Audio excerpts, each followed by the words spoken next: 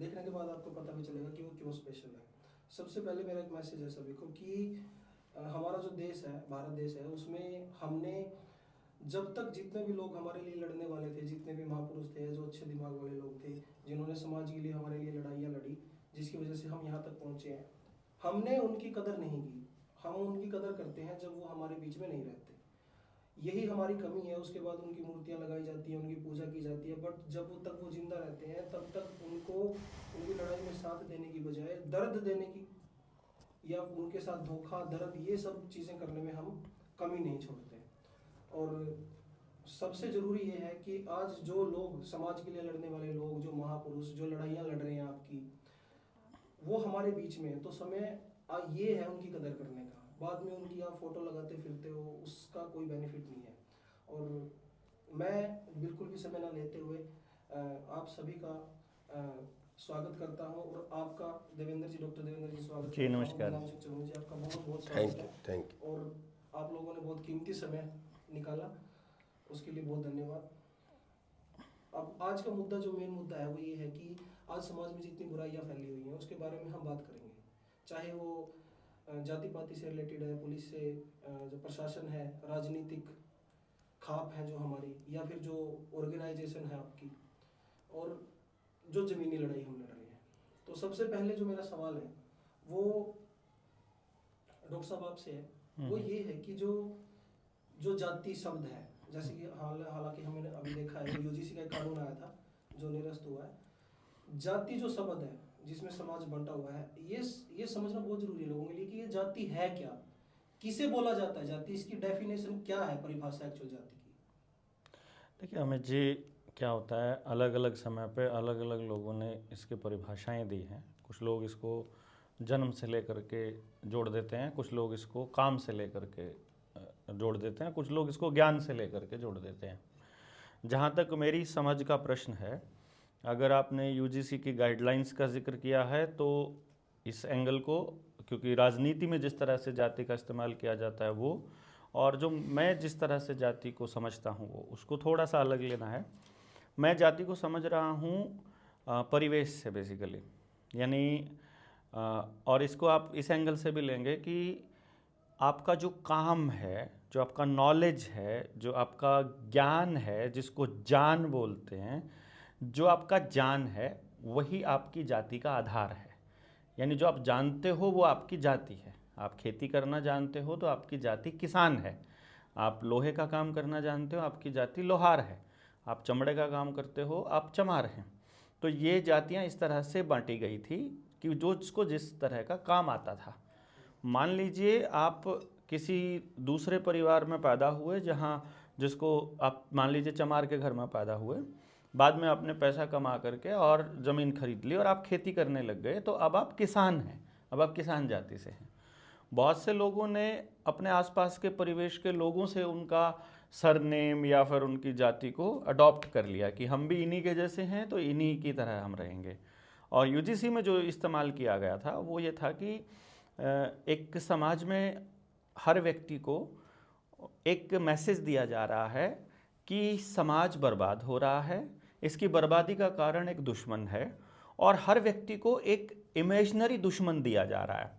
जैसे जिसको जो अपने आप को हिंदू कहता है उसे दुश्मन दिया जा रहा है मुसलमान, जो अपने आप को मतलब, और उसी को एक दूसरा दुश्मन दिया जा रहा है सरदार, और जो अपने आप को हिंदू की फॉर्म में रजिस्टर नहीं करता है, वो किस इलाके में रहता है, यदि वो राजस्थान में है, मध्य प्रदेश में है तो उसको दुश्मन दिया जाएगा राजपूत, यदि वो हरियाणा में है तो उसको दुश्मन दिया जाएगा जाट, यदि वो यूपी में है तो उसको दिया जाएगा दुश्मन यादव, और वो गुजरात में है तो उसे पटेल दुश्मन के तौर पे दिया। यानी कि जो वहाँ की संगठित प्रजाति है, जो वहाँ एकजुट लोग हैं, जो काफ़ी हद तक वहाँ के परिवेश को और वहाँ की व्यवस्था को नियंत्रित करते हुए लोग हैं, उन लोगों को समाज का या उन लोगों का इमीडिएट दुश्मन दिखाने का ये खेल था।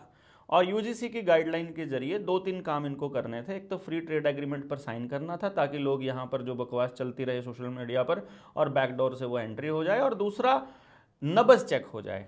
वो तो सरदार और जाट बहुत स्मार्ट निकले यहाँ पर आकर के, उनको इनकी पॉलिटिक्स समझ में आ गई क्योंकि मालूम है कि ये लड़ाके लोग यही हैं, लड़ना इन्हीं ने था, और जैसे ये लड़ना चालू करेंगे हम बाकी दुनिया को इनके खिलाफ खड़ा कर देंगे। तो वो एक गृह युद्ध का जो माहौल बनाने की तैयारी चल रही है, उस जाल में ये लोग नहीं फंसे, और बहुत शानदार तरीके से इसको हैंडल किया इन लड़ाके लोगों ने, बहुत ही पॉलिटिकली और बहुत डिप्लोमेटिकली इसको हैंडल किया। That was a good idea, but जाति से एंगल मेरा ये था।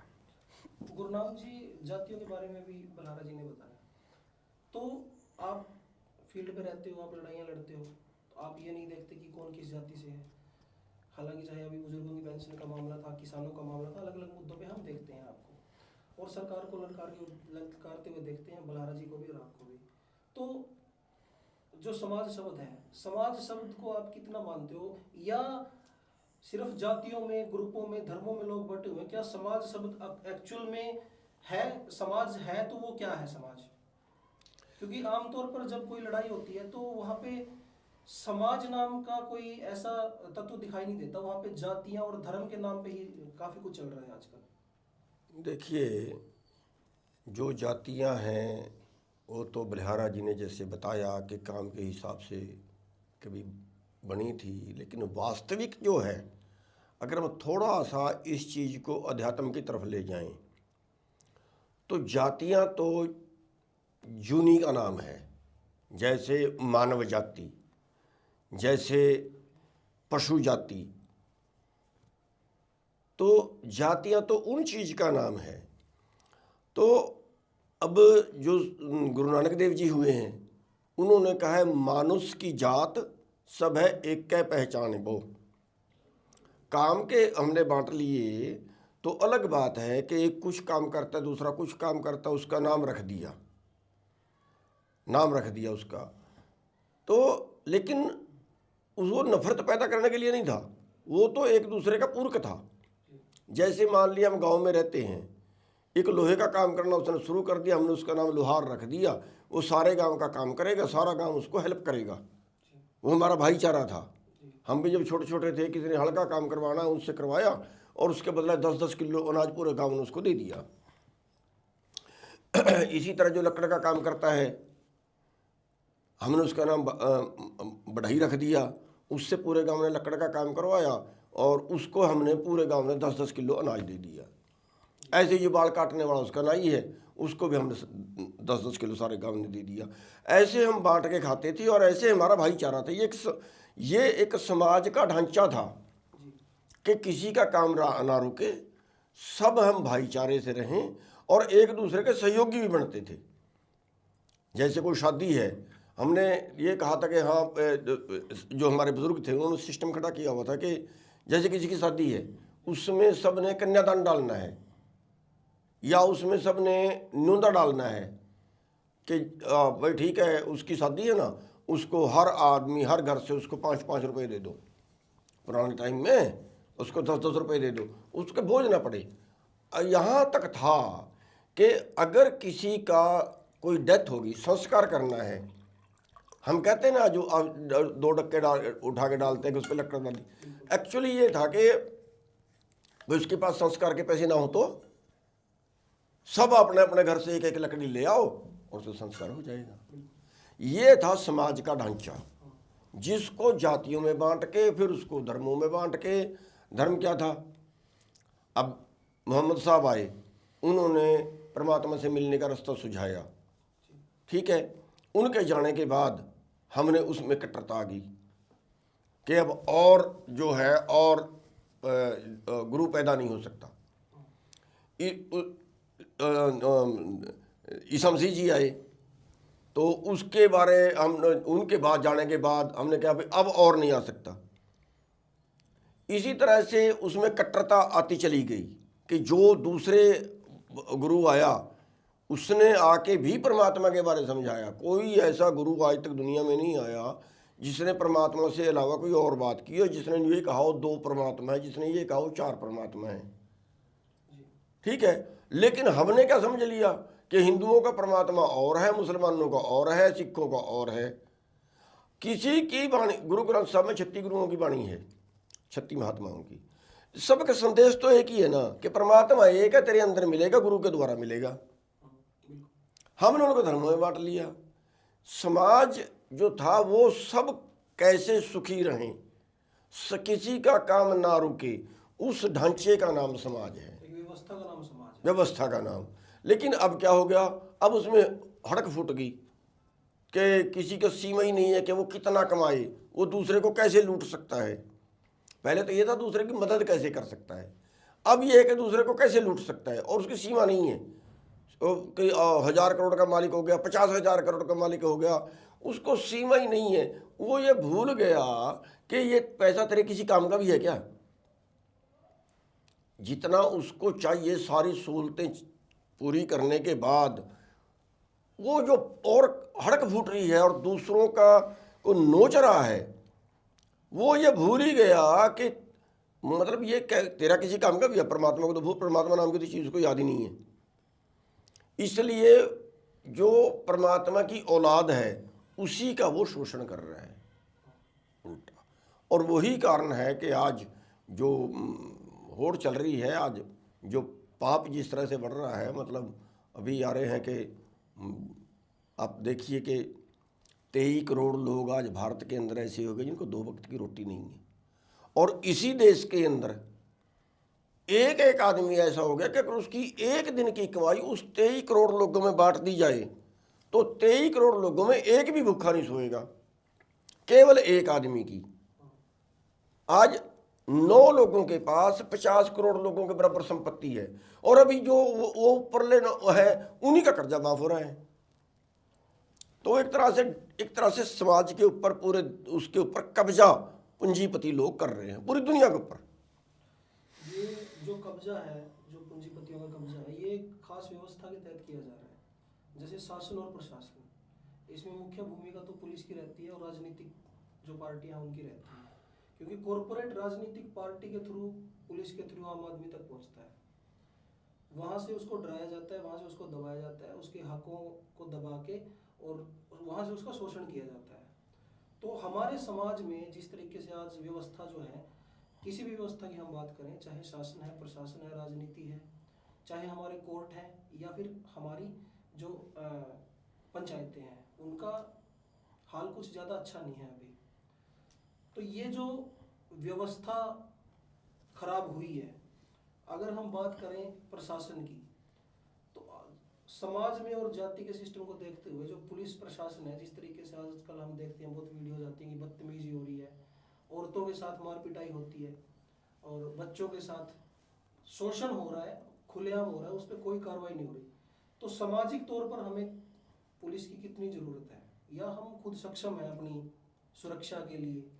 देखिए, सुरक्षा के लिए तो हम कभी खुद में सुरक्षित नहीं हो सकते, उसकी ज़रूरत पड़ती है। लेकिन एक व्यवस्था की जो आपने बात की है, वो व्यवस्था जो आज हमारे देश के अंदर है, यहाँ लुटेरे संगठित हैं और कमेरे असंगठित हैं। लुटेरों ने इकट्ठे होकर एक लॉबी बना ली, उस लॉबी में एक फंड इकट्ठा कर लिया। जो पार्टी आएगी ABC, उसको जितनी ज़रूरत होगी वहाँ से पैसा मिल जाएगा। इसका मतलब ये है कि उन्होंने फंड देके सारी पार्टियों को खरीद लिया, सत्ता पक्ष को भी, विपक्ष को भी, सबको उन्होंने दिया। इसका मतलब ये है कि सब उनके खिलाफ तो नहीं बोलेंगे, और उनके खिलाफ नहीं बोलने का जो रिजल्ट सामने आया, फिर वो आया कि इसका मतलब जो सरकार बैठी है, जब जिससे उन्होंने पैसे लिए हैं उसकी तो गुलाम रहना पड़ेगा। जब उसकी गुलाम रहना पड़ेगा तो सारे कानून उसके पक्ष के बनेंगे। जब सारे कानून उसके पक्ष के बनेंगे तो वो जो है वो ज़्यादा कमाई वाले कानून बनाएंगे। जो ज़्यादा कमाई वाले कानून बनाएंगे तो वो कहीं ना कहीं किसी का शोषण होगा। अब जैसे 1 रुपये किले पर उनको ज़मीन दे दी जाती है, अगर हम गांव का देखें 100 गज का प्लाट नहीं मिलता उनको।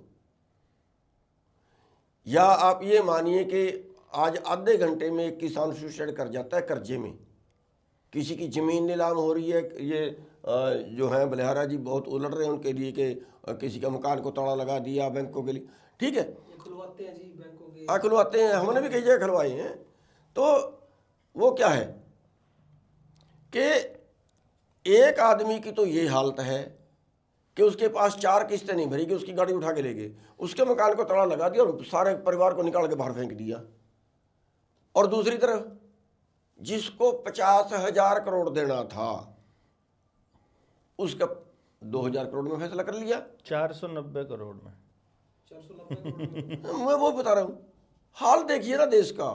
पिछले 11 साल में 16.5 लाख करोड़ उन लोगों का माफ कर दिया जो पहले से खरबपति हैं और जो देश के लिए कमा रहे हैं और उनका गुजारा नहीं चल पा रहा, और उनका गुजारा भी इसलिए नहीं चल पा रहा कि उनको उनकी मजदूरी नहीं मिली।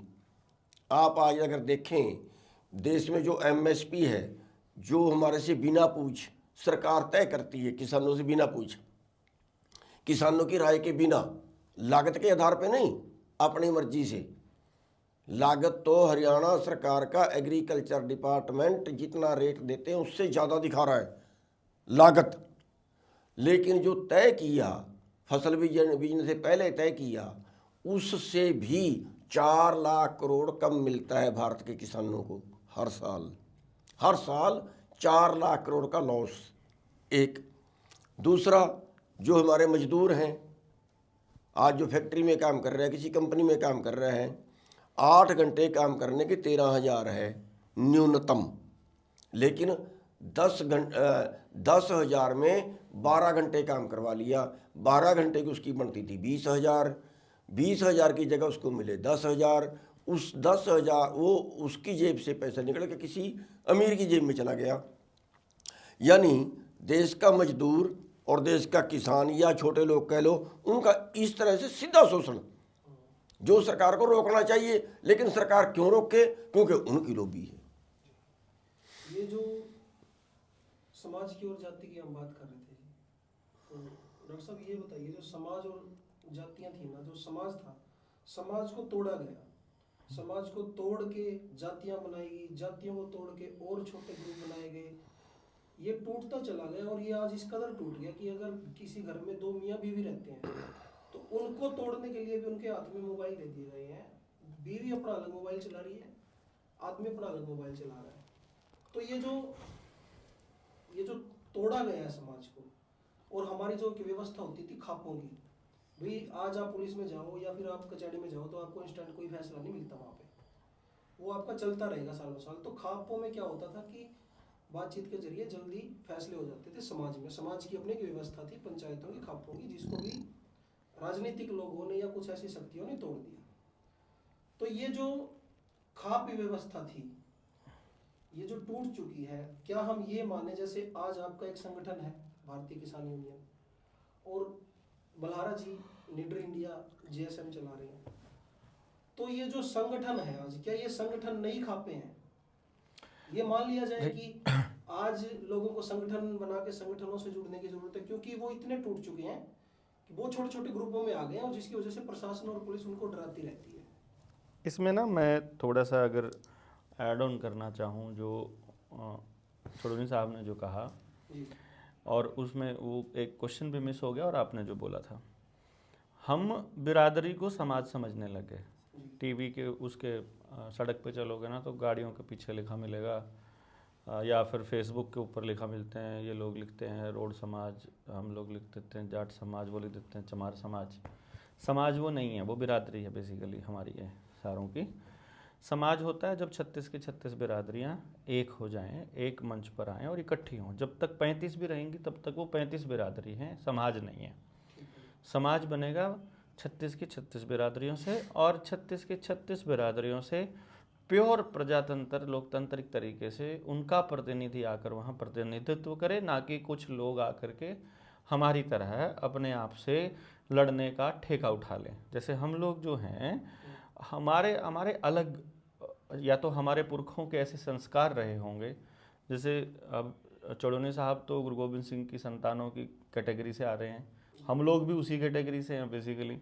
हमारे बारे में यहाँ एक चीज़ पूरी दुनिया में चर्चित है, पश्चिमी उत्तर प्रदेश, हरियाणा और पंजाब, ये 3 प्रदेश, ये इस एरिया के जो लोग हैं, यहाँ की गंगा की और इन 5 नदियों की और इस हिमालय की वजह से और वनस्पतियों की वजह से हमारे खून में, हमारे जीन में एक स्पेशल कैटेगरी पाई जाती है जिसको बोलते हैं वॉरियर जीन। वो वॉरियर जीन एक्चुअली ये साइंटिफिक टर्म है, उसमें वो वॉरियर जीन जिसके पास होगा वो पैदा ही लड़ने के लिए हुआ है। उसे अगर लड़ने के लिए कोई दूसरा दुश्मन नहीं मिलेगा तो वो घर में लड़ना चालू करेगा, वो अपने भाइयों से लड़ेगा, वो अपने गांव से लड़ेगा। ये उनको पता है कि वो लड़ने के लिए ही पैदा हुआ है। हम लोगों ने पहचान लिया कि हमारे समाज का असली दुश्मन मेरा गांव, मेरे आसपास के लोग नहीं हैं, और जो दुश्मन है उससे लड़ें, हम अपने उस जीन का सबसे पहले बेनिफिट उठाएं।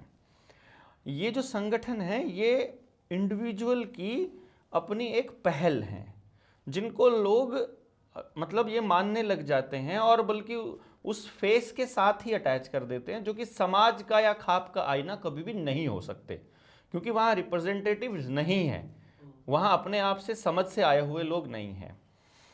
दूसरी बात, जो आपने पुलिस की ज़रूरत की बात कही थी, आज पुलिस दो ही काम करती है। अगर आप उसके पास अपनी शिकायत लेके जाते हो तो दो लोगों में झगड़ा हो गया फॉर एग्जांपल, तो वो सबसे पहले दोनों को कहेंगे कि बाहर बैठ करके अपनी बातचीत करके इसको पंचायत के माध्यम से सुलझा लो।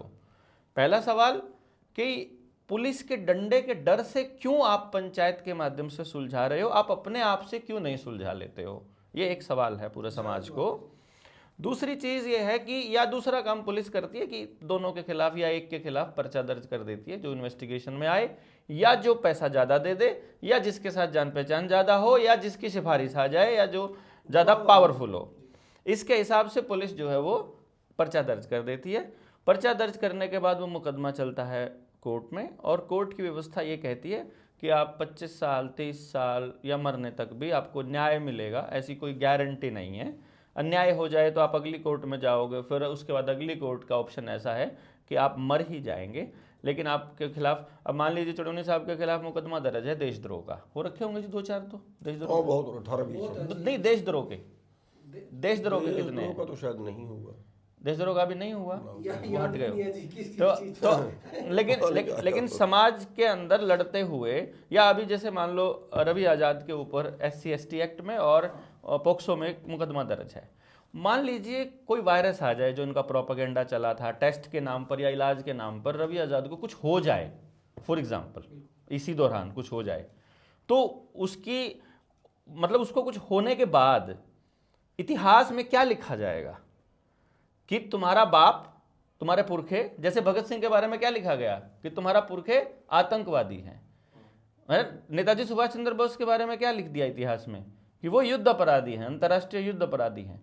ये कितना बड़ा प्रोपेगेंडा और कितना बड़ा स्कैम है पूरे समाज के लिए कि एक व्यक्ति जो समाज के लिए लड़ रहे हैं, अब चौधरी साहब लड़ रहे हैं, 17-18 मुकदमे इनके ऊपर हैं, 17-18 मुकदमों के सुलझने से पहले ही मतलब अगले 5, 7, 10, 20 साल में तो उनका कुछ होने वाला है नहीं वैसे भी, तो जब वो कुछ होगा नहीं तो ये मुकदमे लेकर अपने साथ जाएंगे।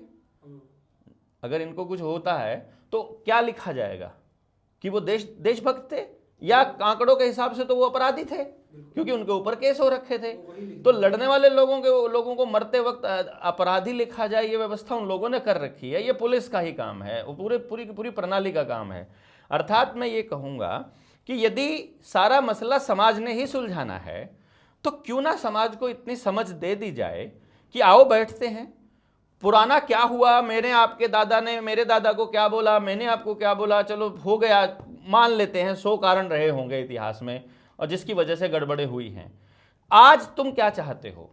क्या तुम इसी तरह बीमार मरना चाहते हो? क्या तुम इसी तरह लाचार मरना चाहते हो? क्या तुम्हारे ऊपर अत्याचार होते रहे और कोई भी तुम्हारे साथ ना आए, इस तरह का समाज चाहते हो?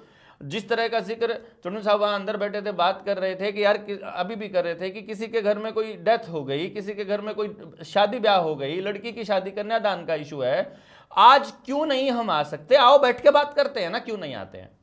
लेकिन ये लोग SC/ST एक्ट है, महिलाओं के लिए बने स्पेशल कानून है, लिव इन रिलेशनशिप जैसे कानून है, अडल्ट्री के लिए जो बने हुए कानून है, स्पेशली इस तरह बनाए जाते हैं, डिज़ाइन किया जाता है कि उन मुकदमों की आड़ में, मतलब उनकी आड़ में ये सब हो जाए। आप आज किसी सरकारी अधिकारी की कंप्लेंट लेकर के पुलिस चले जाओ, बैंकों के फ्रॉड का FIR दर्ज कराने चले जाओ, पुलिस वाले की कान पर जूं नहीं रेंगती है, अपनी कुर्सी से हिलने का नाम नहीं लेता है, चूं भी नहीं करता है, वहीं बैठा करता रहता है। वहीं किसी महिला ने झूठी भी कंप्लेंट किसी के खिलाफ कर दी हो तो मैंने अपने कानों से सुना है ये कहते हुए, चलो माल आया है, चलो मुर्गा फंसेगा आज, मतलब महिला ने कंप्लेंट करी है तो उनको मालूम कन्फर्म है कि उनको मुर्गा फंसना है। SC/ST एक्ट में अगर कोई आदमी नहीं भी फंस रहा है तो भी समाज को तोड़ने के लिए खेल हो रहा है। तोड़ा गया ना तो तोड़ा गया प्लान करके। इसको हमें समझना चाहिए कि अच्छा, खाप में बैठे जो चौधरी लोग थे, जो पंचायती लोग थे, उन लोगों को लालच दे करके इज्जत के नाम पर, सम्मान के नाम पर विधानसभा में भेज दिया और वहां उनको करप्ट कर दिया गया। अब करप्ट आदमी समाज की आवाज नहीं उठा पाएगा, वो तो अपने करप्शन को ही बढ़ावा देगा। ये जो अभी आप बोल रहे हो, मैं एक लाइन इसमें ऐड करना चाहता हूँ। जब भी कोई विधायक है जी, हमारे बीच का कोई राजनीतिक आदमी है, वो समाज से वो निकला है, मनसा चाहे उसकी जो भी है, वो जब वोट मांगता है तो वोट मांगते हुए तो वो ये कहता है कि मैं आप लोगों का आदमी हूँ, आपका बच्चा हूँ, आपका बेटा हूँ, मैं आप लोगों के लिए काम करूंगा। जिस दिन वो इलेक्शन जीत जाता है उस दिन वो ये बोलता है कि सिस्टम से काम होगा, मैं सरकार हूँ और सरकार का फैसला ये, इस तरीके से मेरे से बात मत करो। फिर वो इलेक्शन जीतते ही वो आपका बीच का, वो आपने चुन के भेजा है ना, तो आपने भेजा तो मालिक तो आप रहे ना उसके। वो ये जो बदलाव है उसमें एकदम से कि अब मैं सिस्टम बन गया हूँ, अब मैं सरकार बन गया और जनता कुछ बोलती नहीं है। ये क्यों है? ये डर क्यों है लोगों को? ये क्यों बोल नहीं पा रहे? क्या मानसिकता है जी? देखिए, चौधरी देवीलाल कहा करते थे कि हमारी जनता जो है, लोग जो हैं, ये समझाए नहीं जा सकते, ये बहकाए जाते हैं। अगर वो नेता जाके सच बोल दे कि हाँ भाई काम तो आपके कानून के हिसाब से ही होंगे, और दूसरा नेता झूठ बोल दे कि हाँ जी आप आ जाना मैं सारे करवा दूंगा, तो जो झूठ बोलेगा उसको वोट डलेंगे। तो हमारा जो सिस्टम खड़ा हुआ है, वो पहली बात तो ये है कि राजनीति में वो कामयाब है जो जमीर मर जाएगी इसकी। जिंदी जमीर वाला, सच बोलने वाला, ईमानदार भारत में राजनीति नहीं कर सकता। यहाँ तक है कि लोगों की मानसिकता बता रहा हूँ मैं। यहाँ पे एक ज्ञानी साहब सिंह है शाहबाद से, वो एक बार गुरुद्वारे के चुनाव में खड़ गया। पंजाब ने अलग खड़ा दिए, हरियाणा की कमेटी ने अलग खड़ा दिए, और हम उसके लिए वोट मांगने गए। जो लोग हैं गुरुद्वारे के चुनाव में कह रहे जी ये ज्ञानी ध्यानी आदमी है, संत आदमी है, इसको चुनाव में खड़ने की क्या जरूरत थी। मैंने कहा भाई गुरुद्वारों के प्रबंधन में भी गुंडे चाहिए। लोगों की मानसिकता कि जो नेता हैं उनकी क्वालिटी चोर, झूठे, दगाबाज, मतलब वो लोग चाहिए। सच्चे को, ईमानदार को वोट पड़ती नहीं। इसलिए जैसी जनता होती है फिर वैसे वो हो जाते हैं, जैसे वो होते हैं वैसी जनता हो जाती है। मेन दिक्कत तो जनता में आई ना जी, कमी तो हमारे अंदर है। जनता में मैं बता रहा हूँ ना, अब जनता में क्या है, एक आदमी दारू पीता है, ठीक है, वो बस आदी है 24 घंटे का, उसको क्या पता है समाज का, उसको क्या पता है देश के बारे में। उससे तो जिसने पिला दी, आपने देसी पिला दी तो आपके गुण गा देगा, दूसरे ने कल आके अंग्रेजी पिला दी, कल को उसके गा देगा। दूसरा, हमारे देश के अंदर गरीबी, अति गरीबी, जिसका परिवार ही नहीं चलता, जिसका पेट ही नहीं चलता, जिसके घर में भी मार पड़ा है, और कोई मेरे जैसा उसको आए कि भाई तेरे का इलाज मैं करवाऊंगा, तेरी 10 वोट है मेरे को डाल देना, डाल देगा जी, ऐसे होता है। ठीक है ना। तो ये चीज़ें जो हैं हमारे सिस्टम को दूषित कर रही हैं। इसलिए हमारे समाज के अंदर जो त्रुटियां हैं वो घटने की बजाय, कम होने की बजाय लगातार लगातार लगातार बढ़ रही हैं। अब जैसे आपने खाप पंचायतों की बात की थी, कभी ये होता था कि लोग थाने में नहीं जाते थे, गांव में पंचायत होती थी, गांव में फैसला होता था और एकदम ही होता था, मौके पर ही होता था और सच होता था। ये सही है ना? कहावत है कि पंचायत में झूठ नहीं चलता और कोर्ट में सच नहीं चलता। हाँ जी, ये सच है। डॉक्टर साहब तो यही बोलते हैं। जो कोर्ट में जाके सच बोलेगा मर जाएगा, हाँ जी, और जो पंचायत में झूठ बोलेगा वो मर जाएगा, ठीक है।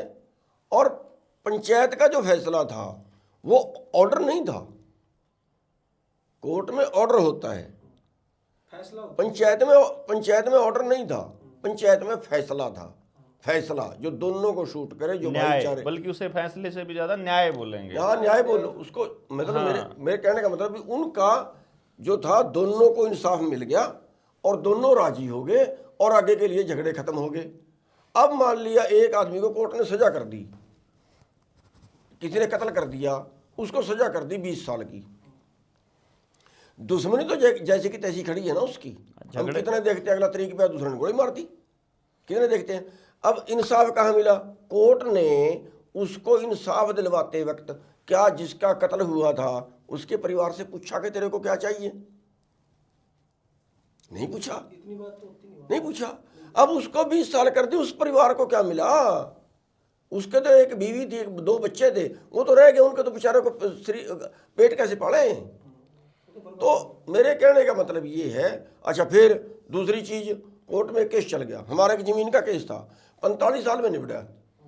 45 साल में हमारी एक सिस्टर थी यहाँ मनी माजरा चंडीगढ़ में, उसके मकान पे यूपी के ने कब्जा कर लिया, किराए पे लिया। उस किराए वाले ने अगला एक और साथी रख लिया, वो और साथी रह गए, वो पहले वाला चला गया और उसने किराया भी नहीं दिया और उसने मकान भी नहीं छोड़ा। 12 साल उसको मकान छुड़वाने में लग गए। जो ये इंसाफ है जो यार। चौधरी साहब ने जो कहा ना, और जो आपने जो पूछा, उसमें अगर थोड़ी 2 बात ऐड और कर दें, जो पंचायत के फैसले और पुलिस और कोर्ट के जो फैसले हैं उसमें अंतर कितना है। कोर्ट फैसला देगी जेल का, मान लीजिए कत्ल का ही एग्जाम्पल ले ले या दूसरा कोई एग्जाम्पल किसी की लड़की छेड़ने का या कुछ भी, चोरी का। अगर कोर्ट फैसला दे देगी तो वो बंदा चला गया जेल में, तो पूरी की पूरी जनरेशन में कोई नहीं देख रहा कि वो जेल में क्या कर रहा है। ये भी रहे हैं जेल में, मैं भी रहा हूँ। वहाँ जेल वालों की अलग सोसाइटी है, वहाँ वो बेस्ट फ्रेंड बन के निकलते हैं, वहाँ वो वकील बन के निकलते हैं, वहाँ वो खूब मस्ती करते हैं सुबह से लेकर रात तक। ऐसा कोई सीन नहीं है कि उनको कोई तकलीफ वहाँ पर होती है। और बाहर जो जनता है, बाहर जो आपके बच्चे हैं जो भी 3 साल के हैं, 5 साल के, 10 साल के, उनके ऊपर उसका इम्पैक्ट 0 है, क्योंकि न्यूज़पेपर आप पढ़ रहे हो, आपके बच्चे नहीं पढ़ रहे हैं। पंचायत ने कोई फैसला सुना दिया और वो फैसला सारे गांव ने देखा और सब ने देखा, तो अगली जनरेशन भी देख रही है कि भाई यहाँ पर आकर के आपको हिसाब देना पड़ेगा, यहाँ पर आकर के तुमको ये भुगतना पड़ेगा जो भी तुम कर रहे हो। तो अपराध रुकने के ज़्यादा चांसेस पंचायती फैसले में है, समाज के सुधरने के ज़्यादा चांसेस आपके गांव के फैसले में है। मतलब कोर्ट के फैसले में सुधार के चांसेस तो शून्य है। एक चीज और है, वो चीज ये है कि कोर्ट ये गवाह देखती है, गवाह। हाँ हाँ हाँ, कोर्ट गवाह देखती है कि अब वो गवाह कौन बनता है। एक मर्डर हो गया उदाहरण के तौर पे, तो उसका गवाह कौन बना? उसका रिश्तेदार। हाँ। अरे रिश्तेदार तो वहां था ही नहीं, 100 किलोमीटर भी। उसने गवाही दी, हाँ जी मैं अपनी रिश्तेदारी में था, मेरे सामने इसने गोली मार दी। और जिसके सामने गोली मारी वो गवाह नहीं बना। तो कोर्ट, अच्छा क्या है कि एक का नाम झूठा रख दिया। मैं जेल में रहा हूँ, मैंने 5 साल कैद काटी है, तो मैं वहाँ पे बहुत से केस देखता था। एक यही कुरुक्षेत्र का केस था, उसमें 4 आदमी असली थे और 9 आदमी उसमें वो थे जो कत्ल में थे ही नहीं, सजा काट के आए।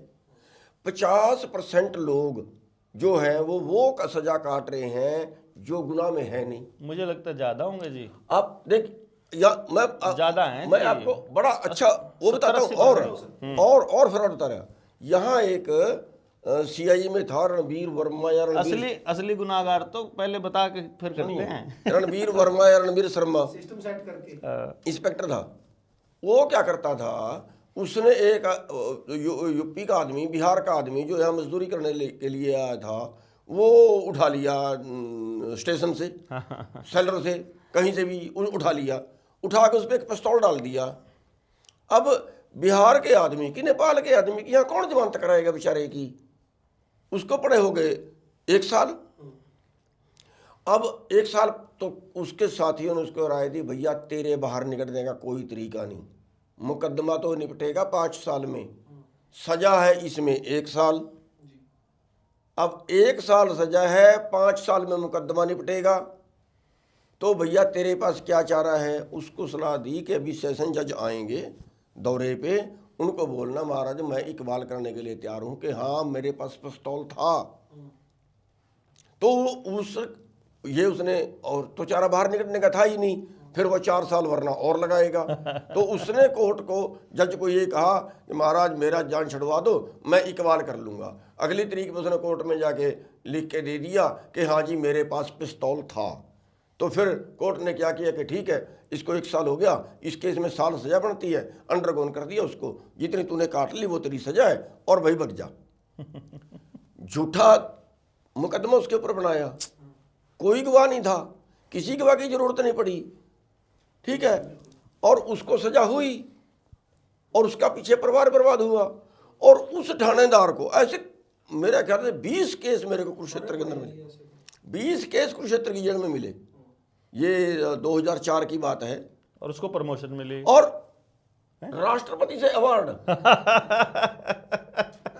कमाल है। यही तो खेल है, राष्ट्रपति से अवार्ड मिला उस यही तो बंदे खेल को। है। ये इसी पे आज का तभी ये चर्चा जरूरी हमारी न्याय व्यवस्था, मैं ये कहता हूं कि कानों को हाथ लगवा दिए।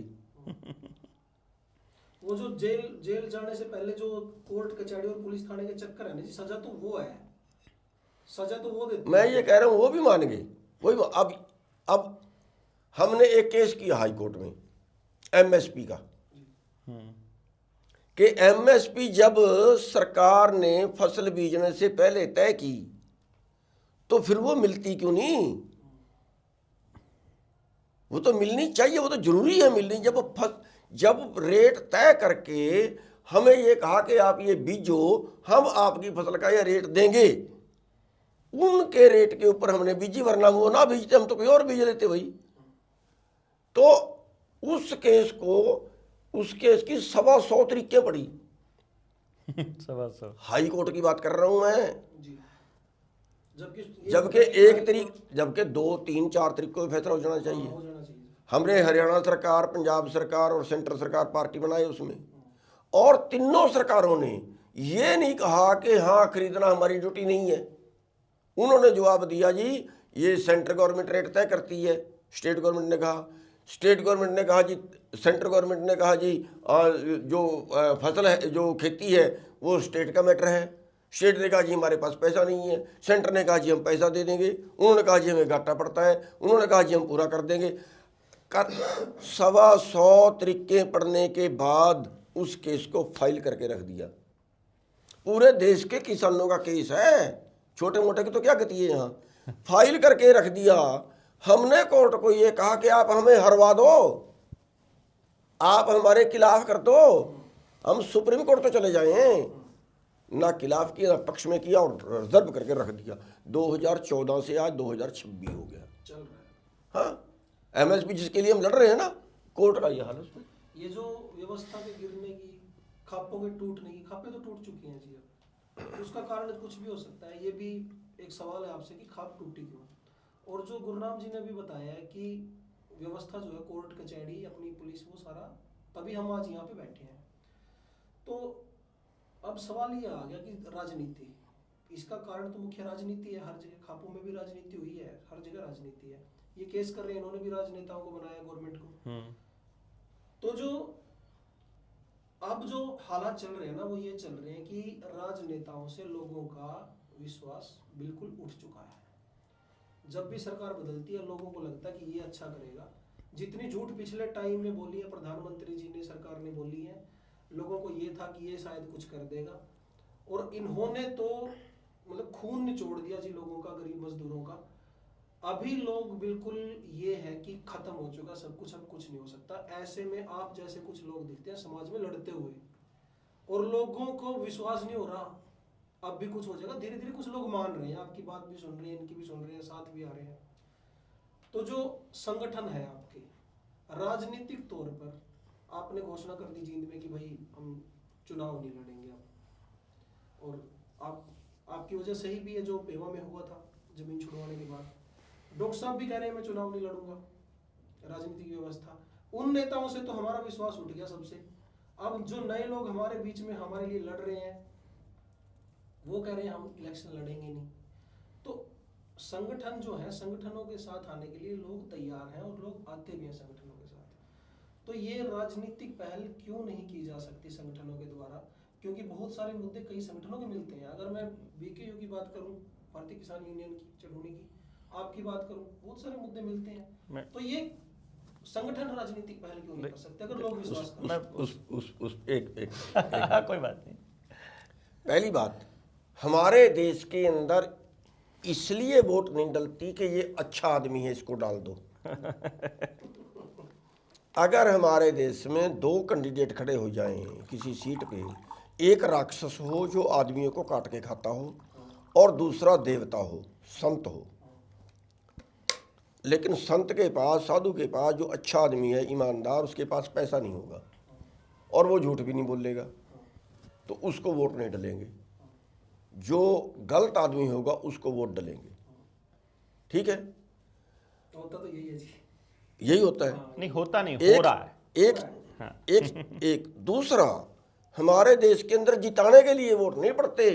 हमारे देश के अंदर तो ये वोट इसलिए वोट पड़ता है कि इसको हराना है, उसके लिए कैंडिडेट खड़ा करना। ठीक है। अब जो इसको कौन हरा सकता है, वो चाहे गधा है। अब 2014 के अंदर बीजेपी क्यों आई कि कांग्रेस को हराना है। कांग्रेस को कौन हरा सकता है? उनको टिकट दिए, बीजेपी हरा सकती है। ये नहीं मतलब कि बीजेपी बहुत अच्छा करेगी ना, लेकिन कांग्रेस की मरोड़ निकालनी है। अब वोट किस लिए कैसे डलती है? अब वोट ऐसे डलती है, जो मैं बता रहा हूँ कि अच्छा आदमी उसमें कामयाब नहीं होगा, कि या तो उसी पार्टी के जो जिसका राज है, या फिर वो वोट डलेगी जो इसको हरा सकता है। बस वही दोनों लड़ेंगे। अब आप देखिए उन दोनों की लड़ाई में कि इसको हरा कौन सकता है और ये सत्ता पार्टी का, इसकी लड़ाई में जो क्षेत्रीय संगठन थे सब खत्म हो गए और आगे होंगे। क्यों? हमारे देश में हराने के लिए वोट डलती है या फिर जाति और धर्म पे।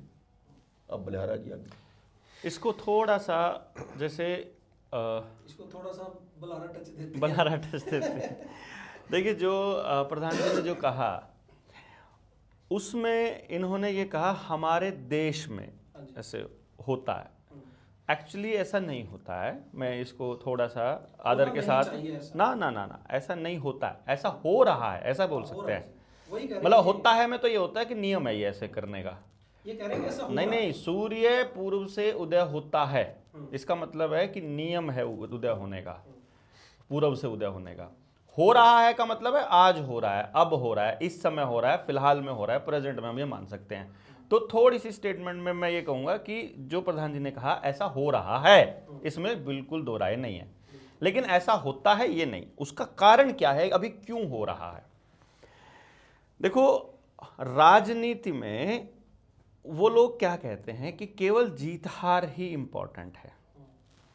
दूसरा, वो लोग क्या कहते हैं कि व्यवस्था हमारी बनाई हुई है, कोई भी राज करे हमें कोई फर्क नहीं पड़ता है। तीसरा, प्रधान जी ने कहा था कि सारी पॉलिटिकल पार्टियों को वही लोग फंडिंग करते हैं, तो वो लोग, ये पॉलिटिकल पार्टियों वाले, उनके खिलाफ भी नहीं जा सकते हैं। क्या ये संविधान आपके दादा से पूछ करके बनाया था? क्या ये हमारे पुरखों से पूछ करके हमारे ऊपर लागू किया गया था? पता चलेगा नहीं। तो गवर्नमेंट ऑफ इंडिया एक्ट को ही संविधान का नाम दे दिया गया। इंडियन इंडिपेंडेंस एक्ट के बाद में राष्ट्रपति का पद डायरेक्टली रानी के पद के नीचे आया करता था, क्राउन के अंडर में आया करता था। क्या वो क्राउन के अंडर से निकल चुका है? तो आपको पता चलेगा नहीं। आज भी राष्ट्रपति का पद वहीं पर है, इनको जाना पड़ता है जी, वहां पे वहीं जाते हैं ये हाजिरी लगाने के लिए। दूसरे नंबर पे मैं आपको बता दूं कि राष्ट्रपति को ऐसा दिखाया गया कि वो स्टैंप है, खाली रबड़ स्टैंप है, और जो प्रधानमंत्री की इच्छा के बिना कुछ भी नहीं कर सकती। जबकि रियलिटी ये है कि दोनों सदन नीचे से ऊपर तक का जोर लगाने के बावजूद एक भी कानून नहीं इस देश के अंदर पास कर सकती जब तक राष्ट्रपति यस ना कर दे। और राष्ट्रपति की औकात नहीं है बिना रानी से पूछे कोई भी नया कानून पास करने की। जो होता है उन्हीं के हिसाब से होता है। कितने ही पार्लियामेंट के सांसदों ने ऑन रिकॉर्ड बोला है अपने इंटरव्यूज के अंदर कि लोकसभा में क्या पास होना होता है पहले से तय होता है। हमारी बहस वहां केवल एक दिखावा मात्र होती है। हम वहां केवल पक्ष विपक्ष में बोल के जनता को यह एहसास दिला देते हैं कि ये हमारा है, ये हमारे खिलाफ है। ऐसी बहुत वीडियो है, ऐसी बहुत सारी बातें हैं। चौथी जो पांचवी जो अगली बात मैं आपको बताऊं, उसका सबसे बड़ा नुकसान क्या है, पब्लिक का इलेक्टोरल पॉलिटिक्स में जो पार्टिसिपेशन है वो जीरो है। हम जो चुनाव लड़ने वाले लोग जिनको देखते हैं हम, वो लोग मात्र आखिर के 25 दिन आते हैं और 25 दिन में बुड़ करके निकल जाते हैं, और एक ऐसा माहौल बनाया जाता है जिसमें पब्लिक को ऐसा लगता है कि ऐसा हो रहा है, यदि ऐसा होते हुए हम इनके साथ नहीं चले हवा के साथ तो हमको ये आंधी उड़ाकर ले जाएगी, इसलिए वो डर में उधर उसको फ्लो में वो बह जाती है। पूरे समाज में मैं अपने 46 साल की जिंदगी में मैंने आज तक एक व्यक्ति ऐसा नहीं देखा, समाज ने ऐसे व्यक्ति को सपोर्ट किया हो या खड़ा किया हो कि तेरा काम केवल जागरण है, तू हमें सिर्फ सच बताता रहे, तेरी रिसर्च को हम फंडिंग करेंगे, तू सारी सच हमको ला करके दिखा कि असलियत क्या है। हर गांव के अंदर 1 आदमी 2 आदमी 10 आदमी कम से कम ऐसे होने चाहिए जो हर मुद्दे पर गहन वो रखते हों, समझ रखते हों। लेकिन कोई वकील, कोई जज, कोई डीसी, आपके गांव से कोई टीचर लग गया हो या आपके गांव से कोई कुछ भी करता हो, कोई मंत्री बन गया हो, वो आपके गांव को कभी भी आकर सच नहीं बताता है कि रियलिटी क्या है। उसका रीजन क्या है कि बच्चे की परवरिश में समाज की भागीदारी शून्य है। इसीलिए जब बच्चा बड़ा होता है तो समाज के बारे में शून्य सोचता है। उसको जिसने तैयार किया, जैसे चौधरी साहब ने कहा कि पॉलिटिकल पार्टी को फंडिंग अगर उस एलिट ग्रुप ने दी है तो वो जब बन जाएगा, सरकार में आ जाएगी वो पार्टी, तो वो आपकी कदर क्यों करेगी जब आपने उसके बनने में कोई मदद की ही नहीं, जब उनको बनाया ही उन्होंने और फंडिंग वहां से आ रही है। तो एक बच्चा जो सोचता है कि मेरी मेहनत में, मेरे बड़ा होने में और मेरा कुछ भी बनने में मेरे माँ बाप का जोर लगा है, तो बड़ा होकर ज्यादा से ज्यादा अपने माँ बाप के विषय में सोचेगा। यदि वो कहता है मैं मेहनत करके खुद बना हूं, तो वो अपने अलावा किसी और की नहीं सोचेगा। तो गांव की भागीदारी बच्चे की परवरिश में शून्य है, इसीलिए बच्चे की भागीदारी गांव के विकास में शून्य है और उसकी सत्यता में है। अगला नंबर आता है, राजनीति कोई ऐसी चीज नहीं है जिसमें हम कह दें कि हम सच्चे हैं और लोग मान लें। किसी भी बात को मानने के लिए कम से कम 21 बार आपके दिमाग में वो चीज अटैक होनी चाहिए। आपने देखा व्हाट्सएप ग्रुप बना रखे हैं। 2019 के चुनाव से पहले अमित शाह ने यह कहा था एक रिकॉर्ड में, एक इंटरव्यू में, कि उनके पास 85 लाख व्हाट्सएप ग्रुप हैं और जो चाहे 5 मिनट में पूरे देश में, 10 मिनट में पूरी अफवाह या जो भी खबर हम चाहें वो फैला सकते हैं।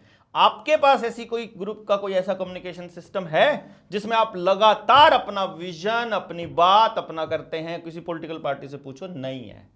हम लोग इस प्रोसेस में, मतलब अवेयरनेस के नाम पर लोगों के बीच हम जितना जा पाते हैं ना, उतनी देर में तो वो 50 बार आ चुके होते हैं। नेता उनकी बात बोल रहा है, अभिनेता उनकी बात बोल रहा है, बैनर, पोस्टर, एफएम, टीवी, अखबार, सारा पत्रिकाएं सब उनकी बोल रहे हैं और वो प्रोग्राम करते हैं। तो हमने डेलिबरेटली इंटेलिजेंट पॉलिटिक्स, या दूसरा एक और है, इनके जैसे लोग, चौधरी साहब जैसे लोग, उनके जैसे घिनौने षड्यंत्र तो नहीं रच सकते हैं, उतना तो नहीं गिरा जाएगा इनसे, जो समाज की लड़ाई लड़ने वाले लोग हैं। तो कैसे इनको अडॉप्ट करेंगे वो? तो हमारे सामने तो समस्या ये है कि जो हमारे साथ जुड़े हुए वो भी हमारी शेयर नहीं करते हैं। आम जो पब्लिक है, जब उसको ये दिखता है कि ये ठीक है यार, फैलानी चाहिए ना, वो भी शेयर नहीं करते। और अगर करें भी इज्जत तो इज्जत करेंगे। मेरा पेज आंदोलन के दौरान जहां उसकी रीच 5 लाख जाती थी, 5000 रहेगी उसके बाद। हमारे किसान ही नहीं देखते जी, किसानों मैं ये कह रहा हूं कि वो सोशल मीडिया पर तो बैन कर दिया उन्होंने, रोक दी।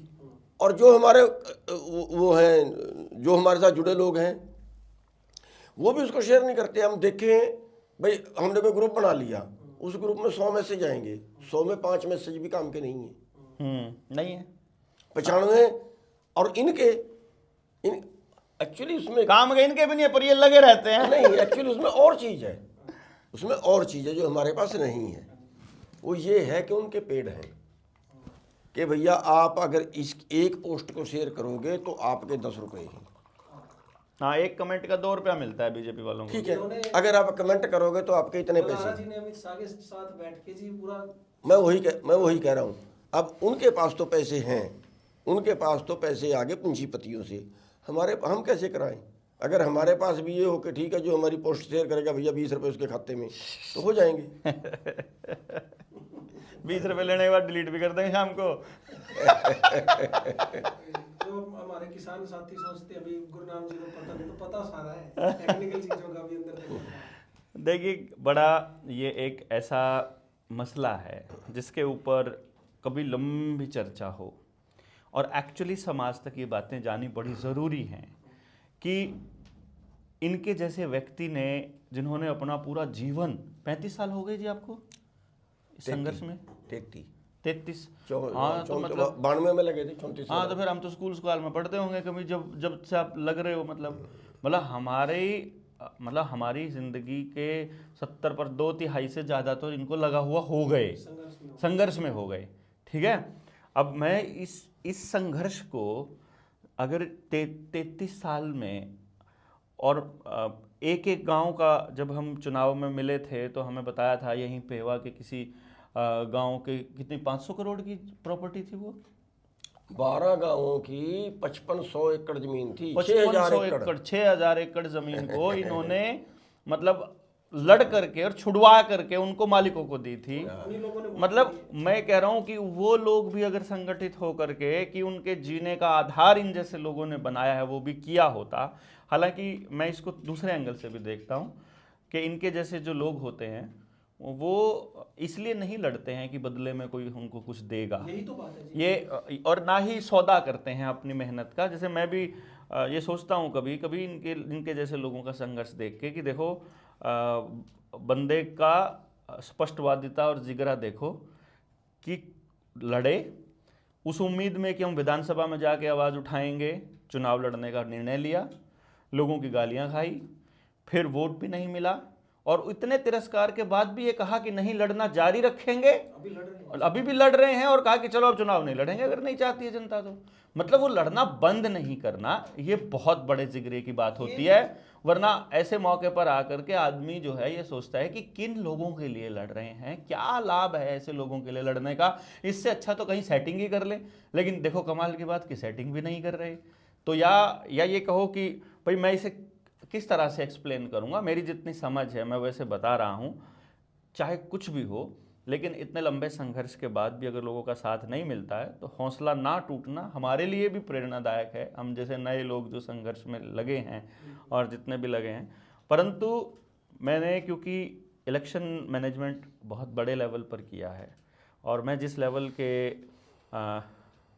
चुनाव लड़े हैं और लड़वाए हैं मैंने जिन लोगों के साथ बैठकर, मैं उससे बहुत स्पष्टता से कह सकता हूं कि उनसे 2 कदम 10 कदम आगे की सोचकर तो चुनाव लड़ने के बारे में तो आप चलोगे तो ठीक है, वरना भूल जाइए किसी सच्चे इंसान के बारे में ये सब करना।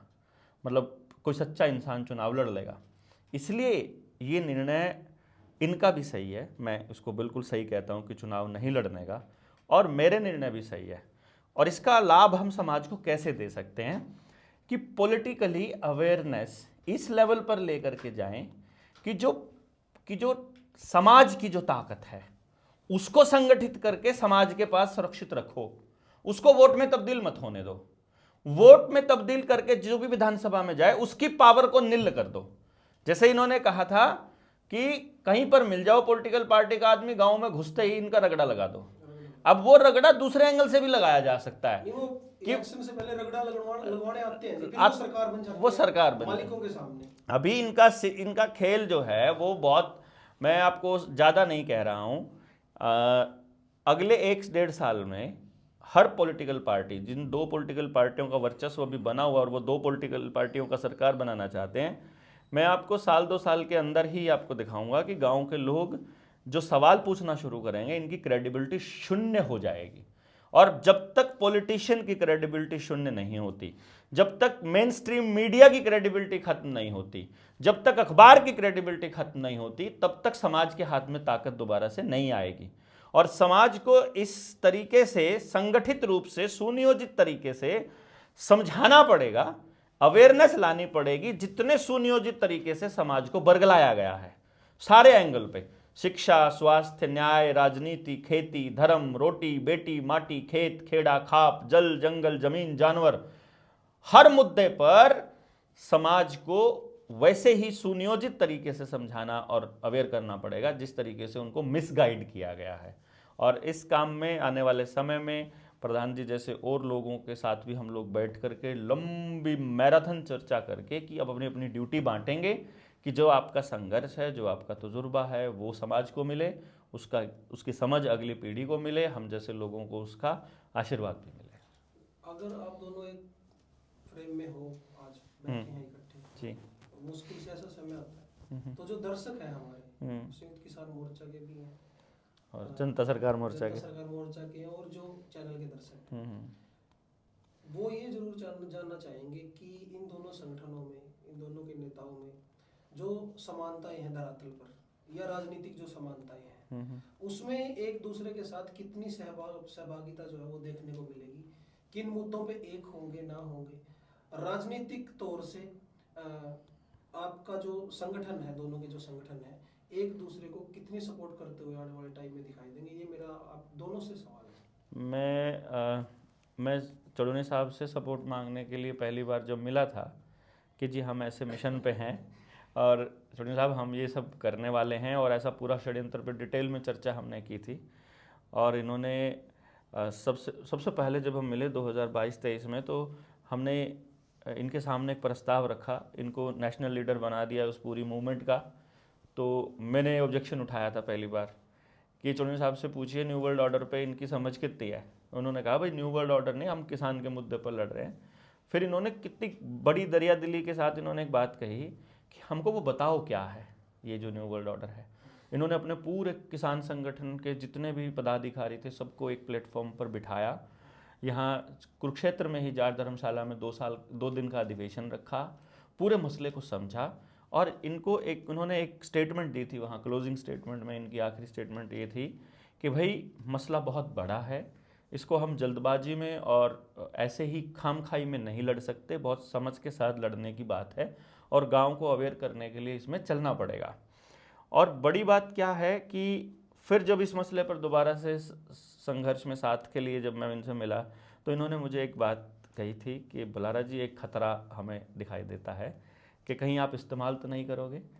तो मैंने इनको एक बात कही थी, जी देखो मैं आपका इस्तेमाल करूँगा और मैं इस्तेमाल होऊंगा भी। आपको जहाँ हमारे को मतलब फंचर के तौर पर अड़ाना है फंचर के तौर पे, मेन अगर नाका बंद करने में अड़ाना है वहाँ, जहाँ हमारी ज़रूरत पड़े वहाँ आप हमें इस्तेमाल कीजिए और जहाँ हमें आपकी उपयोगिता लगेगी वहाँ हम आपसे निवेदन करेंगे। सहयोग की बात है कि हम पूरे समाज के अंदर इस जागरूकता में जहाँ भी हमें आवश्यकता पड़ेगी हम तो बेझिझक इनके पास पहुँचेंगे। और मैं तो अपनी तरफ से तो ये भी कहूँगा कि ये भी हमें एक बार आदेश कर दे बस कि देवेंद्र ये करना है, तो उसमें हमारे लिए कोई झिझक वाली, क्योंकि इनकी लड़ाई, इनके जैसा संघर्ष तो अभी हमने किया ही नहीं है भाई। हमारे को तो जुमे 9 साल हुए हैं इस यात्रा में निकले हुए।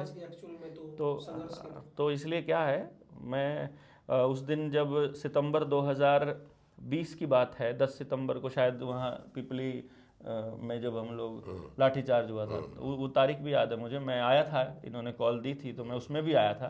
किसान आंदोलन में 13 महीने परमानेंट में रहा हूँ। पूरे किसान आंदोलन में अकेले किसान नेता थे जिन्होंने वैक्सीन ना लगवाने की अपील मीडिया में करी थी ओपनली। मतलब उसी टाइम पे राकेश टिकैत साहब के पास गया था मैं, उन्होंने तो बल्कि वैक्सीन लगवाते हुए की फोटो जारी करी। दूसरे नेताओं के पास गया था, सारे नेताओं के पास, डल्लेवाल साहब के पास, राज्यपाल के पास, ये मंजीत राय था, बलदेव सिरसा थे और अपने ये उग्राहा जी थे। मतलब मैंने कोई नेता नहीं छोड़ा, कहने का मतलब ये था। और उनके सामने जब मैंने ये बातें रखी थी, एक अकेले नेता थे जिन्होंने ऑन रिकॉर्ड ही बोला भाई ये मत लगवाना, ये गलत चीज़ है और इसको ये सब नहीं करना है। तो समाज के लिए अपनी छवि की चिंता ना करना, फिर उसके बाद ब्लंटली स्ट्रांगली समाज के लिए खड़ा होना और पॉलिटिकल या डिप्लोमेटिक स्टेटमेंट ना देना, ये सबके बस की बात नहीं है। मैं इसको ऐसे मानता हूँ, इसके लिए बहुत बड़ा जिगरा चाहिए। इसमें गालियाँ ज़्यादा पड़ती हैं, असफलताओं के चांसेस ज़्यादा होते हैं, क्योंकि फिर आपके साथ कोई खड़ा नहीं होता है। जब आप इतना स्ट्रेट फॉरवर्ड होते हो ना, तो साथ वाले भी पीछे हट जाता है कि यार ये ऐसे थोड़ी होता है यार, सीधा लड़ जाते हो आप तो। लोग आ रहे हैं ऐसे ऐसे बोलते होंगे आपको, ऐसे साहब कैसे बोले थे? आपसे भी सेम सवाल है जी इसमें कि देखिए, जितने भी समान विचारधारा के लोग होते हैं वो कहीं ना कहीं एक दूसरे की मदद करते हैं। अब बलिहारा जी तो जैसे बोलते हैं, बहुत अच्छा बोलते हैं, और ये पढ़े लिखे हैं, मैं तो अनपढ़ हूँ। जी ये तो बता रहे थे कि मेरी बेइज्जती ना करो जी, आप पढ़े नहीं नहीं, ये तो पढ़े लिखे हैं और बहुत अंदर तक की, वर्ल्ड लेवल तक की खोज के लाते अच्छा हैं। एक सवाल ले लूं जी छोटा सा, हाँ जी, मैं माफी चाहूंगा। बलहारा जी के बारे में बहुत सारे लोग ये बोलते हैं कि भाई ये कहानियां सुनाते हैं, कॉन्स्पिरेसी थ्योरी है इनकी अपनी, आजकल झूठ चल रहा है। इनकी बातों में कितनी सच्चाई है जी? नहीं, सच्चाई तो इनकी बातों में 100% है। ये बात बहुत जरूरी है जी लोगों को। हाँ, सच्चाई तो इनकी बातों में 100% है। पर अब अगर कोई मेरे को कहे कि भैया एक जहाज बना है जो चांद पे चला जाएगा, तो मैं यकीन थोड़ा ही कर लूँगा जब मैंने वो जहाज देखा ही नहीं। ठीक है, ये जो ढूंढ के लाते हैं वो हमें तो 20 साल बाद पता चलेगी। उदाहरण के तौर पे वैक्सीन वाला मैटर था, इन्होंने तब बता दिया, आई नहीं थी वो तब। इन्होंने तब बता दिया कि ये नुकसानदायक है और ये आगे के लोगों की सेहत का नुकसान करेगी। लोगों को तो अब पता चल रहा है ना कि इससे अटैक भी हो रहे हैं, लोगों को तब पता चल रहा है, इन्होंने तो तब बता दिया था। और जो आप बता रहे हैं वो भी हजम नहीं हो रही। वो भी हजम नहीं हो रही। अब वो तो ज्ञान की बात है, जब मेरे को वहाँ तक का ज्ञान ही नहीं है तो वो उसको सोते यार ऐसे ही मार रहे हैं।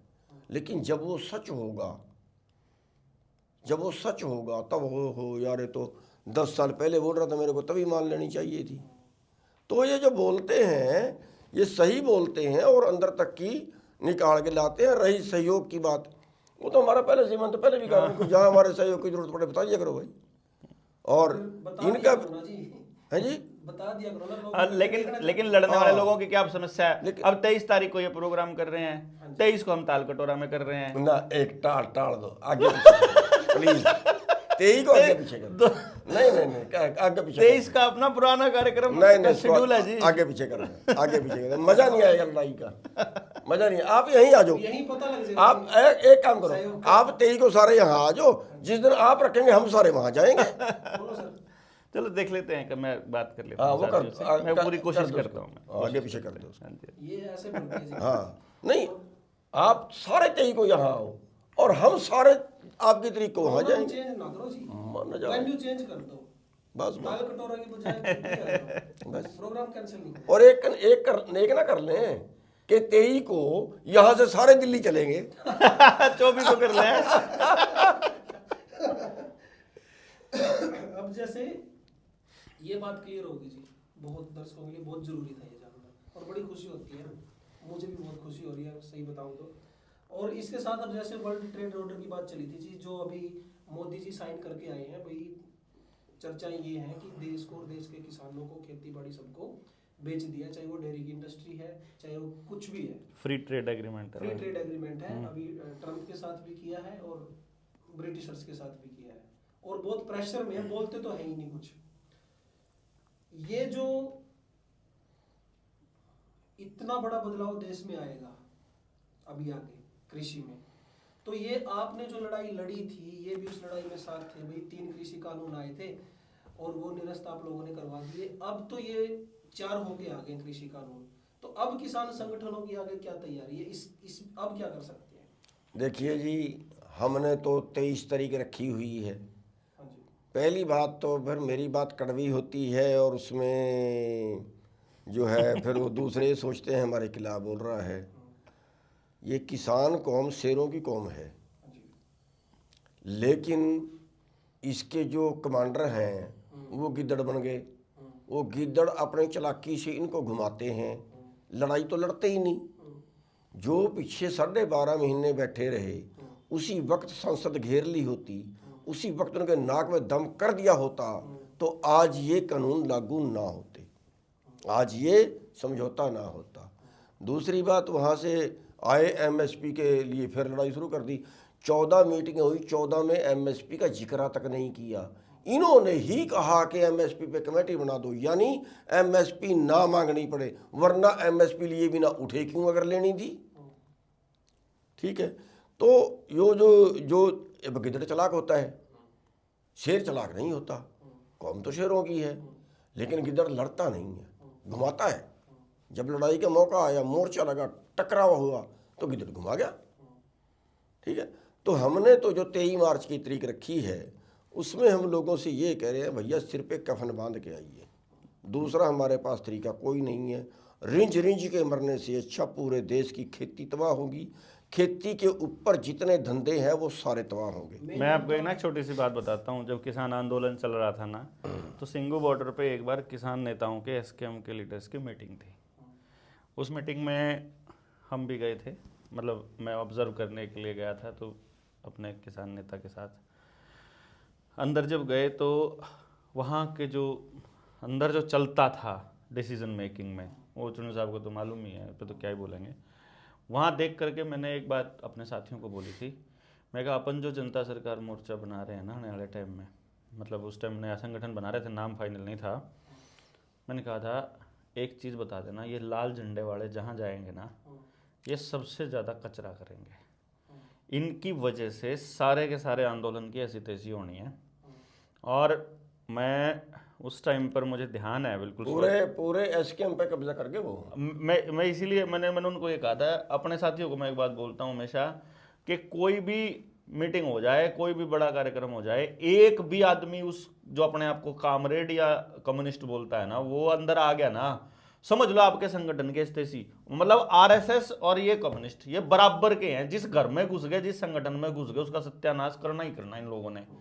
इसीलिए, और इन्होंने ही समाज को, ये जो आपने एक सवाल पूछा था ना कि ये खाप पंचायतें और ये समाज का ढांचा क्यों टूटा, इन्होंने तोड़ा है ये सारा का सारा। अगर मैं आपको बताऊं, जितनी ट्रेड यूनियन बना करके हर संगठन में घुस करके, टीचर्स में, और यार 24 यूनियन तो आंगनबाड़ियों की बना दी इन्होंने, 19 यूनियन टीचर्स की बना दी इन्होंने, सारे के सारे उसी तरीके से लोग तोड़ने का काम। इतना स्पेशलिस्ट है ये कि पूरे समाज को ये यकीन दिला रहे हैं हम मांग मांगेंगे। अरे भाई भिखारी थोड़ी ना है हम मांग मांगेंगे, नौकर है वो, हम मालिक हैं, मालिक आदेश करेगा और वो ना करे उसकी क्या औकात है। लेकिन इन्होंने लोगों को इतना एग्जॉस्ट कर दिया, घुमा घुमा घुमा घुमा घुमा। एक और भी है, ये किसान लीडर नहीं है। हाँ, ये किसानी का इनसे कोई लेना देना है ही नहीं। कर्मचारी जो संगठन थे, उनके जो लीडर रिटायर हो गए, और रिटायर होने के बाद काम चाहिए, और रिटायर होने के बाद किसान संगठन में आ गए, किसान संगठन बना लिया। हाँ। जितने लीडर हैं वो सारे रिटायर कर्मचारी हैं। इस बात का लोगों को पता भी नहीं बेचारों को। वो बस बोलने में थोड़े से स्मार्ट हैं, बात को घुमा के कर्मचारियों पे ले जाते हैं, और इस तरह से पूरे एसकेएम के ऊपर कब्जा कर गए। चलो खैर, जो भी है। अभी जैसे बलारा जी तो कहते हैं कि जी राजनीतिक में हम तो अपनी विधानसभा में आगे कैंडिडेट उतारेंगे, और ये डिमांड भी करते हैं कि गांव से, हर गांव से हमें 2 लोग तो दे दो कैंडिडेट के तौर पे। और अगर ये इस तरीके की कोई पहल कर रहे हैं, और आपने इलेक्शन तो लड़ा है और लोगों ने हताश किया, वो बात उस तरफ जाती है। और अगर ऐसी कोई पहल करता है लीडर इंडिया या फिर संयुक्त किसान मोर्चा की तरफ, चढ़ोनी की तरफ से जो है वो ऐसी कोई पहल रहती है, तो ये तो हम मान के चले ना कि एक दूसरे को परस्पर बिल्कुल समर्थन इसमें कोई वो नहीं है, कोई दिक्कत इस पे आपकी राय लेनी। देखिए, ये तो अब जो इलेक्शन वाली बात आपने कर दी कि इलेक्शन में आगे क्या होगा, वो तो बहुत मैं से, नहीं करूंगा ना जी, मुझे वो गालियां पड़ेंगी। वो तो बहुत से प्रस्ताव आ रहे हैं कि जी ऐसे सबको इकट्ठा करें और फिर एक राजनीतिक पार्टी बनाएं या दूसरे किसी राजनीतिक पार्टी में जाएं। लेकिन फ़िलहाल तो जो है उस पर जैसा जैसा टाइम आएगा उस पर विचार करेंगे। लेकिन अभी फुल स्टॉप है इनके चुनाव लड़ने पर। अपना कोई राजनीति से तो किनारा करने का मतलब जो चुनाव है, एक्चुअली चुनाव ये राजनीति ही है जो हम कर रहे हैं। एक्चुअली चुनाव में एक्चुअली हमारे बस का झूठ बोलना, दगा करना वो है ही नहीं। और बड़ी बात है, राजनीति में जमीर मारनी पड़ती है, पता नहीं कितने की जिंदगी रहेगी या थोड़ी कितनी बची है कितनी नहीं बची है, उसके लिए अपना वो पाप भी और करें हम लोगों के लिए। तो हम पाप क्यों करें जी, हम अपने सिर पे बोझ क्यों लेके जाएं। तो वो सोच के हमने कहा कि नहीं, हमारे से ये इलेक्शन नहीं लड़ेंगे, झूठ तूफान वाली राजनीति, सपोर्ट रहेगा, पर दगाबाजी वाली राजनीति हमारे से नहीं सपोर्ट होती। की बात। और सपोर्ट तो कोई बात नहीं, वोट तो जिसका जिसको बनता है उस टाइम की बात सपोर्ट होती तो भाई जो अच्छा काम करेगा, अच्छे आदमी को सपोर्ट करनी भी चाहिए ना। बिल्कुल जी। तो और जे मेरा टाइम आपसे हो गया। हाँ एक आखिरी सवाल है, वो सवाल ये है कि जो ये जमीनें जो जा रही हैं अभी जींद में, बहुत बड़ी जो है कई हजार एकड़ जमीन है, 4800 एकड़ शायद, हाँ अलग अलग जगह पे जमीन एक्वायर हो रही है 12,000।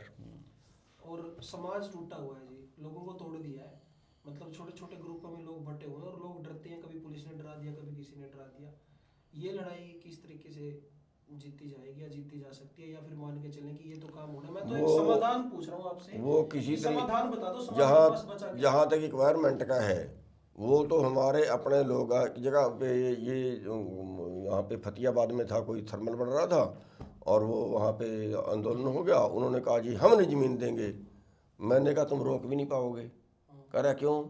मैं कहा जब इनको ये लगा ना कि हमें फालतू रेट मिल रहा है, ये रातों रात बेचेंगे। वही हुई, जो रोकने वाले थे वो किनारे रह गए, रात को पैसे उठा लिए। तो हमारी अगली पीढ़ी है ना, वो खेती से बाहर हो रही है, वो खुद चाहती है कि अगर हमें इतना पैसा मिल जाए ठीक है, हम विदेश में जाएंगे, हम कोठी लेंगे, कर और बर्बाद करते हैं फिर सड़क पे। समाधान क्या है? सब चीज जो अव्यवस्था फैल गई है, आपके अनुसार इन सारी चीजों को रोकने का देखिए समाधान तो क्या है, रिक्वायरमेंट की कुछ तो ज़रूरत भी होती है। अब अगर रिक्वायरमेंट करनी बंद कर दे तो आगे इंडस्ट्री कहाँ बढ़े, कुछ तो ज़रूरत भी होती है। लेकिन इन चीज़ों के लिए बेकार ज़मीनें जो होती है, जिन पे खेती नहीं होती, अगर आप भारत के आप सर्वे करोगे तो बहुत सी ज़मीन ऐसी पाएगी जिस पे कुछ नहीं होता। वहाँ जाके इंडस्ट्री लगानी चाहिए। ये वहाँ लगाते हैं जहाँ पे बढ़िया सड़क हो, बढ़िया ज़मीन हो, शहर के नज़दीक, ये वहाँ लगाते हैं। तो वो उस चीज़ में वो बात तो वहीं आ गई ना, नीतियों में सुधार होने की ज़रूरत है। नीतियाँ राजनेता बनाते हैं, राजनेता को पूंजीपति बनाते हैं, पूंजीपति अपने हिसाब से उसको करेंगे और जनता जो है तो उनका भोजन है, खाएंगे वो लोग जनता। राजनीति में आप इंटरेस्टेड हो नहीं जी? मैं कह रहा नहीं, राजनीति करने की कोशिश तो करें ना, लोग उस लेवल पर नहीं क्या समझ। करें। आपके अनुसार सर? मैं इस पे तो लंबी चर्चा कर लेंगे, चुनी साहब का इनका लाइव है इनकी, तो हम अलग से भी कर सकते हैं इस पर, तो मैं इस पर डिटेल में हम लंबी कर लेते हैं। आपने बहुत कीमती समय निकाला, मैं आप दोनों का बहुत धन्यवाद करता हूँ। धन्यवाद जी। और सभी दर्शकों का भी